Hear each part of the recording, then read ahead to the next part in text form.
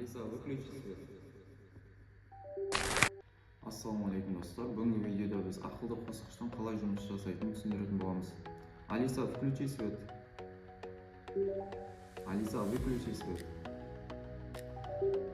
Бұл бізде екі батырмалы ақылды қосқыш. Бұл бізде Zigbee протокол арқылы жұмыс жасайды. Жалпы Zigbee'ді түсіндіріп өтетін болсам, Zigbee бұл бізде төмен қуат тұтынумен және қысқа радиуспен жұмыс істейтін сымсыз байланыс протоколы.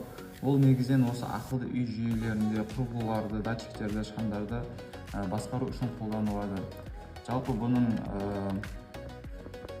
түсіндіріп өтетін болсам, бізде L-ге фаза келіп жалғанады, N-ге 0, L1 мен L2-ге светтен келетін сымдар жалғанатын болады.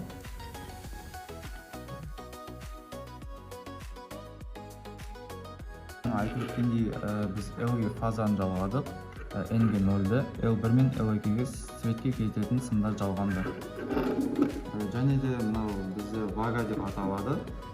Оның бір артықшылығы изолентаға қарағанда жай ғана қоса саласың, екі сымды бір-біріне.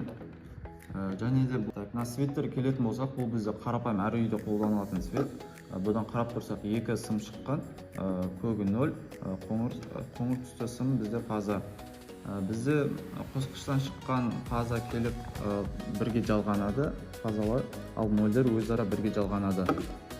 Бұдан шығып бізде барлық 0 мына вагаға жалғанады. Қосқыштан шыққан 0-де және де желге кететін 0-де осыған жалғанатын болады.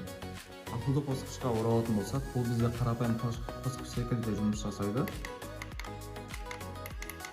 Сонымен қатар Алисамен басқа жақта болады. Ол жайлы келесі видеоларда түсіндіретін боламыз.